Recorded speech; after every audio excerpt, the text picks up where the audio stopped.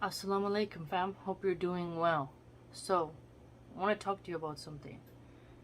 I noticed a pattern that I want to share with you about seeking knowledge. When I took my music class, I got an A in it, and the music teacher, he said he got a degree in theology, specifically Bible studies, Christianity. And he told the class very mockingly, and I got that degree and I never used it. And I remember sitting in the class in the front row, because I always sit in the front row, thinking, why is he talking like that? And why is he saying it's useless? And then I contrast that today as I was listening to Scholarly Subtitles channel, my favorite channel, and how consistently the scholars talk about students of knowledge and how important they are, and how that is essential towards gaining a higher level of status in the hereafter, and how it is essential for our character development to study the religion, how we carry it with us. Then I started examining how certain atheists talk. They don't say to you it's essential that you study Darwin and master the concepts of natural selection, sexual selection, gene patterns, and everything else, gene expression, before you die. Because you're gonna die, there's no point. So why even start? Just look at a couple points and trust the scientists and leave it to them, right? Trust the anthropologists and the archaeologists. They'll do it for you. They'll think for you. Maybe you read half a book and, it's not going to affect you. Just memorize the bullet points for the test and that's it.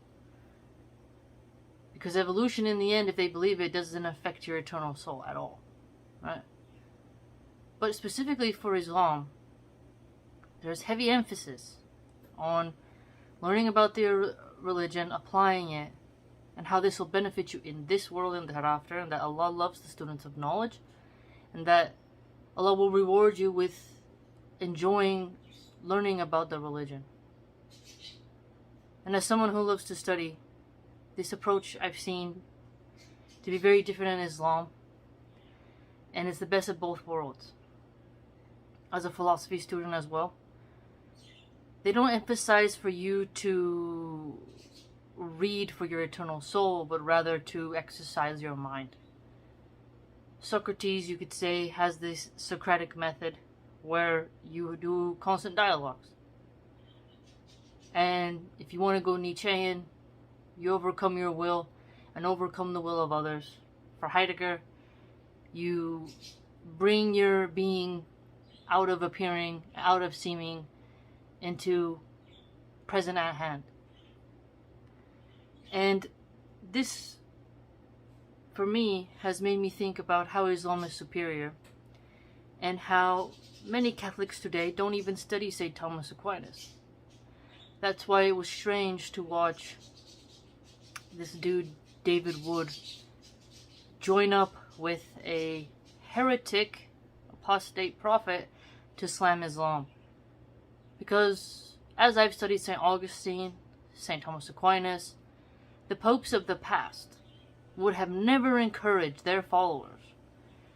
Even the Calvinists, the Lutherans, even the Mormons, they would not encourage their followers to team up with a godless, hedonistic, cynical God denier.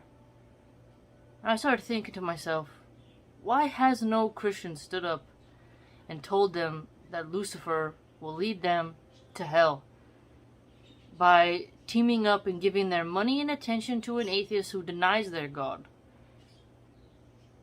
And I thought, there's so much more that the Christians and Muslims have in common concerning ethics. Every religion has war, and godless communist atheists and anarchists and socialists have committed war crimes. Atheistic fascists have created war crimes. Humans love war. Polytheists have created wars. Every religious text has wars in it. Every religious text, and I've read a lot, as you know. And as we sling shots at each other, saying, you did this war crime, you did this, you killed that, it almost becomes petty when we have to understand that the liberal atheists are the ones who have a whole different mindset of what is knowledge and what is beneficial. For the liberal atheists, their knowledge requires a piece of paper and debt to a bank. Whereas with religion, it is with refining your eternal soul. And your soul is outside your nervous system. It's filtered a little bit through your brain and your heart, but it is something separate. Atheists deny this eternal soul. They deny it outright. And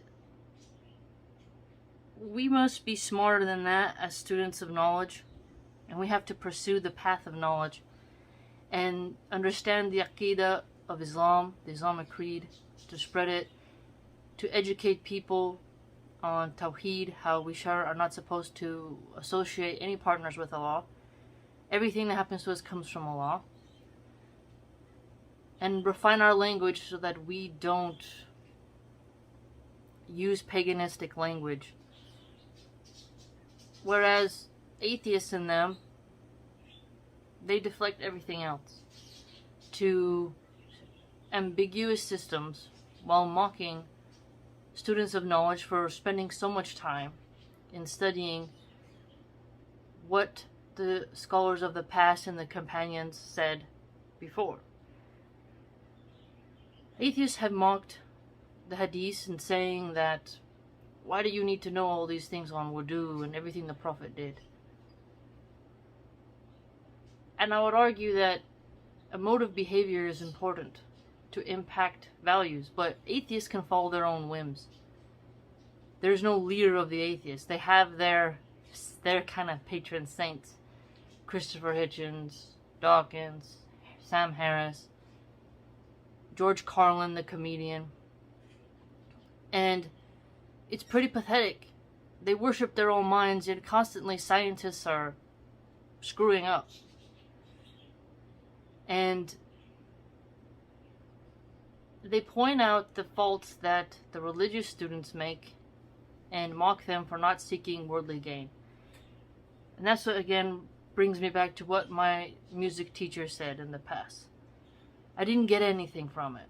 So clearly, for these certain types of liberal atheist thinking, to them, the only gain is worldly gain. Whereas for us students of knowledge, of theology and higher learning, and of Islam, our gain, we will be rewarded by Allah, inshallah, for our efforts. We'll spread knowledge, and our accounting will be done when we die.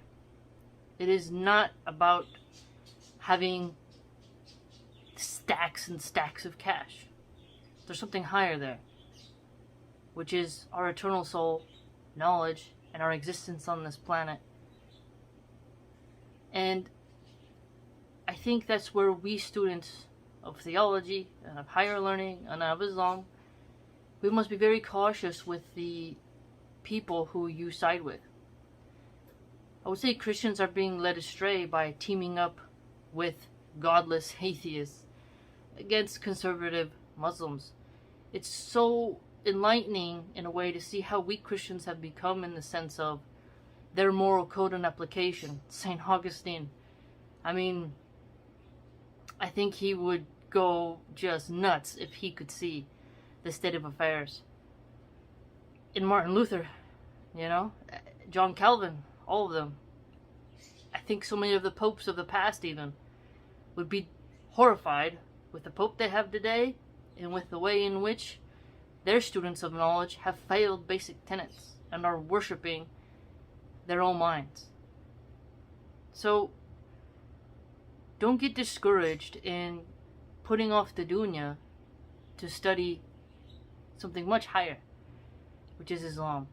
And all of us should study every day. All of us. And it is very true that Allah will make you love it and incline towards religion if He so wills. I have a double bonus where I love learning and I love learning about the religion. I encourage you to embark on your journey and to understand that things that are worth studying in life don't always resort to money. And in the future, you never know what will be your reward for what you did in this life or the hereafter.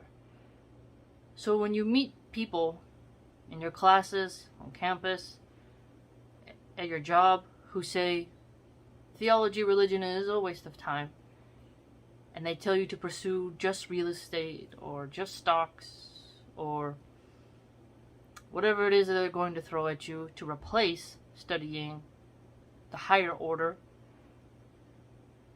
I would argue, be careful, because these experts, these secular atheists and such, they can barely master the stock market. They can barely master their chemical stuff, where they try to do stuff in the chemistry lab, it explodes, where they play with diseases and then it gets out.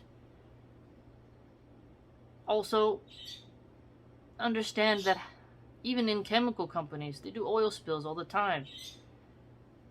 They create cars that malfunction. We cannot worship our own minds, and we cannot worship lab coats.